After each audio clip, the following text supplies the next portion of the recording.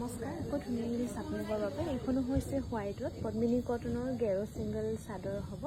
গেৰোটো খুব ধুনীয়াকৈ কৰি দিয়া হৈছে ৰেড আৰু ব্লেকত। এইটো থাকিব গেৰোটো 1680 টকাত ধুনীয়াকৈ ল'ব পাৰিব। আৰু এইখনো হোৱাইটত হ'ব পদ্মিনী কটনৰ গেৰো ছিংগল চাদৰ হ'ব। ইয়াৰো গেৰোটো খুব ধুনীয়াকৈ বনাই দিয়া হৈছে। এইটো থাকিব গেৰোটো, এইখনো ল'ব পাৰিব 1680 ৰুপিছত। ভাল লাগিলে স্ক্ৰীনশ্বট লৈ থ'ব পাৰে।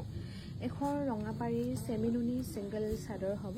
ইয়াত কিন্তু গেৰ কৰা হোৱা নাই, মাজে মাজে এনেকৈ বুটা কৰা থাকিব। এইযোৰ আপোনালোকে ল'ব পাৰি, এইখন আপোনালোকে ল'ব পাৰিব 1750 ৰুপিজ। আৰু এইখনো খুবেই ধুনীয়া চেমিনুনিৰ ৰঙাপাৰীৰ ছিংগল চাদৰ হ'ব। ইয়াৰো গেৰটো খুব ধুনীয়াকৈ কৰি দিয়া হৈছে।